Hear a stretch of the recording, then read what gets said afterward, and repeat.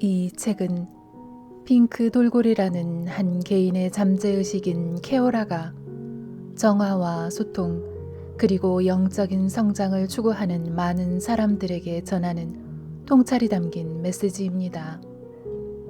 이 책을 어른들이 읽는 동화 정도로 가볍게 읽어도 무방하지만 이 책을 읽다 보면 어느 순간 이것이 단지 어른들의 동화 정도로 치부되기에는 너무나 큰 영감과 통찰 그리고 인생의 비밀과 진리들이 담겨 있다는 사실을 깨닫게 될 것입니다. 천사들이 들려주는 이야기 시크릿과 정화. 호오포노포노를 알기 전 먼저 접했던 것은 시크릿이었습니다. 아마 지금 저의 이야기를 듣고 계신 여러분들 중에도 많은 분들이 시크릿이라는 책을 읽으셨으리라 생각됩니다. 읽진 않으셨더라도 시크릿이나 시각화에 대한 것은 다들 아실 겁니다. 요즘 소원을 이루는 테크닉들이 워낙 트렌드처럼 유행하고 있으니 말입니다. 저 또한 시크릿을 읽은 후 열심히 정말 열심히 원하는 걸 끌어오기 위해 시각화를 하였습니다. 어떤 부분은 신기할 만큼 금방 이루어지고 또 어떤 것은 매번 실패로 돌아가고 왜지? 왜 어떤 사람은 시각화에 성공하고 또 어떤 사람들은 아무리 해도 안 되는 걸까? 왜 어떤 부분은 시각화가 이루어지고 반면 또 어떤 부분은 전혀 먹히질 않을까? 시크릿, 시각화, 어떤 원리일까? 시크릿을 읽고 시각화를 해보신 분들이라면 이런 의문점 한 번쯤은 다들 가져보셨을 것입니다. 이런 저의 막연했던 의문을 케오라가 조금은 풀어주었습니다. 시각화를 다룬 많은 책들을 보면 한 가지 강조되지 않은 부분이 있습니다. 다들 생생하게 상상하기, 어떤 특정 장면을 반복해서 상상하기에 대해서는 아주 상세히 기술하고 있지만 정작 정말 중요한 횟수의 부분에 대해서는 놓친 책들이 많은 것 같습니다. 케오라는 대부분 사람들이 시각화에 실패하는 원인에 대하여 횟수에 대한 지적을 합니다. 내가 원하는 장면을 상상하고 반복할 때 그 횟수가 아주 중요하다는 것입니다. 그 횟수를 넘기도록 반복하면 집착이 되어 오히려 결핍의 정보로 반대 현상이 일어나고 그 횟수를 채우지 못하면 내면에 제대로 입력이 되지 않아 무시되어 없어지고 맙니다. 그 횟수는 이루고자 하는 내용에 따라 매번 다릅니다. 상상의 장면을 반복할 때 어느 순간이 되면 내 의지랑 상관없이 다른 장면으로 화면이 바뀌어 버리는 순간이 옵니다.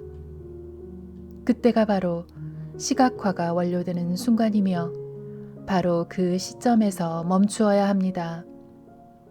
그리고 잊어버린 후 때를 기다리면 됩니다. 저 같은 경우는 여행을 시각화하면서 가고 싶은 곳에서 사진을 찍는 장면을 계속 반복해서 떠올렸습니다. 수십 번을 반복한 후 갑자기 사진 찍던 장면에서 그 사진들을 현상하고 있는 장면으로 넘어갔습니다. 여기서 다시 한번 주의해야 할 것은 내 의지가 다음 장면을 만들어내는 것이 아니라 저절로 장면이 바뀐다는 것입니다. 그리고 만약 제대로 시각화가 되어서 저절로 장면이 바뀌었다면 그 전에 시각화를 위해 반복했던 장면들은 신기하게도 먼 곳의 기억처럼 선명하게 떠오르지 않게 됩니다.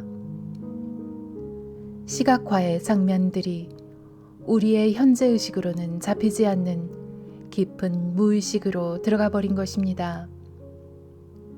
그렇게 시각화를 완료한 후 그것들을 잊어버리고 있었습니다.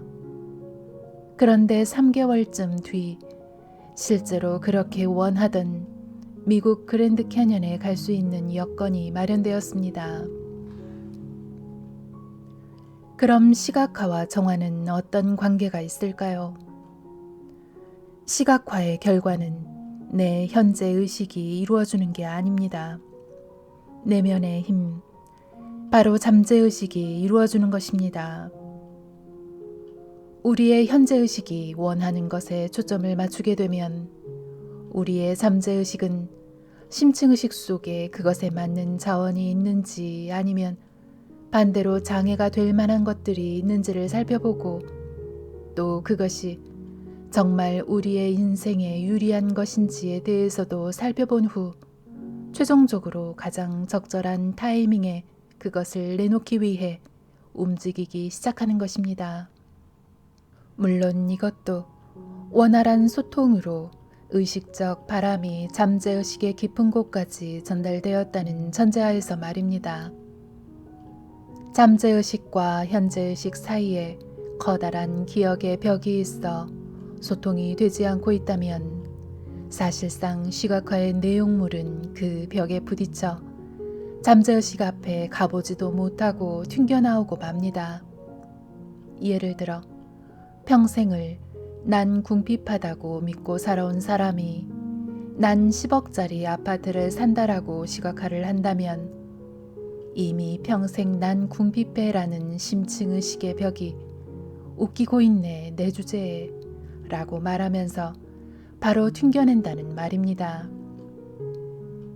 그래서 시각화를 하기에 앞서 끊임없는 정화와 소통이 먼저 이루어져야 합니다. 정화와 소통이 되어야 내 소원이 내 잠재의식에까지 전달이 되고 그렇게 되어야 나의 잠재의식이 그것을 이루기 위해 장애물의 정보가 있다면 그것을 치우고 도움이 되는 정보가 있다면 활용해서 가장 좋은 타이밍에 나의 물질 세상에 내놓을 수 있는 것입니다. 내가 건강의 부분에선 시각화가 이루어지는데 사랑에 대해선 시각화가 이루어지지 않는다면 그건 건강에 대한 기억은 정화가 되어 있는데 사랑에 대한 기억의 벽은 두껍게 막혀 있다는 것입니다. 난 사랑받을 자격이 없어 등의 기억에서 생성된 심층의식의 벽이 나의 소원을 바로 밀어내고 있는 셈이죠. 소원을 이루는 시각화에 대해 다시 정리를 해보겠습니다. 시각화로 소원을 이루고자 한다면 정화와 소통이라는 일상 속에서 그것에 맞는 횟수로 해야 합니다. 앞서 말씀드린 것처럼 정화와 소통이 되고 있지 않다면 내 신념의 벽에 걸려 내면으로 들어가지 못하게 되거나 들어가더라도 반대의 장애에 걸려 이루어지기 힘듭니다.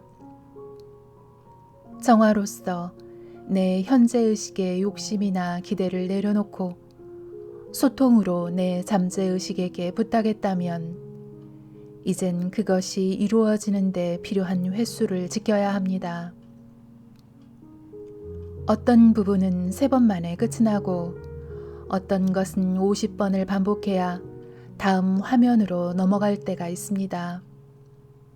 또 어떤 것은 수백 번을 반복해도 그 자리에 머물러 있어 그냥 포기할 때도 있습니다. 시작하자마자 바로 끝나는 것은 내가 바라기 전에 이미 그것에 대한 자원이 내 내면 속에서 세상에 나올 타이밍을 기다리고 있기 때문일 수 있습니다.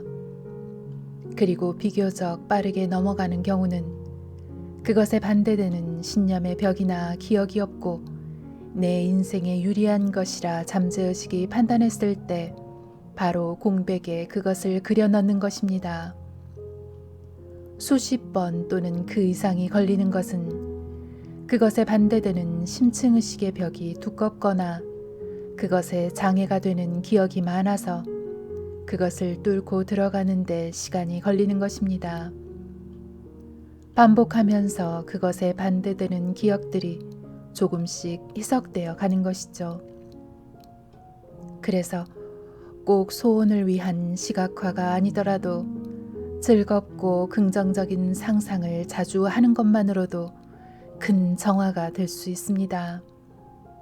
마지막으로 아무리 반복해도 그 자리에 머물러 있는 것은 심층의식 속의 기억이나 신념의 벽이 너무 두껍거나 잠재의식 차원에서 그것이 궁극적으로 나에게 유리하지 않다고 판단한 경우입니다. 그런 경우에는 쿨하게 포기하십시오. 잡고 늘어져 봤자 집착이 반대의 기억만 더 강화시킬 뿐입니다. 시각화를 하다 보면 반대의 현상을 겪는다는 분들이 계십니다. 예를 들어 돈이 들어온다라고 시각화를 했는데 오히려 돈이 나가는 것입니다. 그런 경우가 바로 횟수를 넘긴 집착이 난 궁핍해라는 원래의 신념이나 기억을 강화시킨 것입니다. 그런 경우는 충분한 기간 먼저 정화와 소통에만 집중하며 가는 게 훨씬 빠른 길입니다. 그런데 말입니다. 참 이상하죠. 이렇게 케오라에게 시각화의 팁을 얻었음에도 불구하고 정화가 깊어지면서 오히려 시각화를 하지 않게 되었습니다.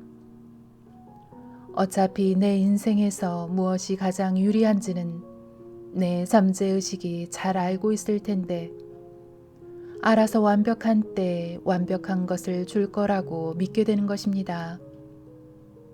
내 의식이 바라는 그것이란 것이 실은 정말 나한테 그렇게 중요한 것일까요?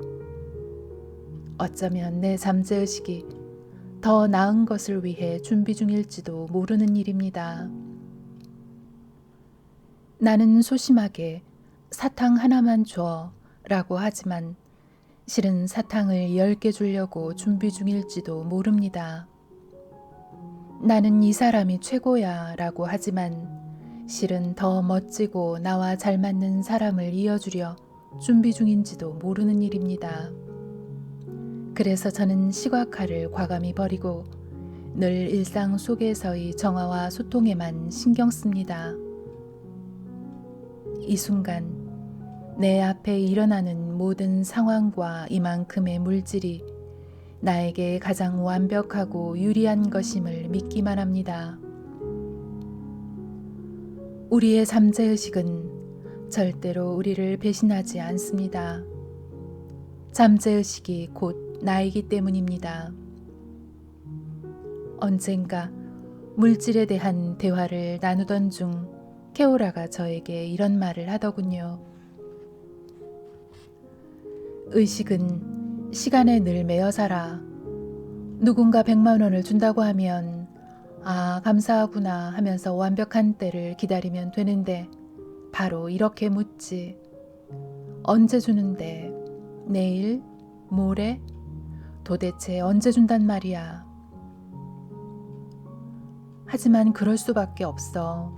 왜냐하면 지금 100만 원은 나한테 당장 필요하지만 내가 죽기 직전에 100만 원을 준다면 그건 그냥 종이나 마찬가지잖아.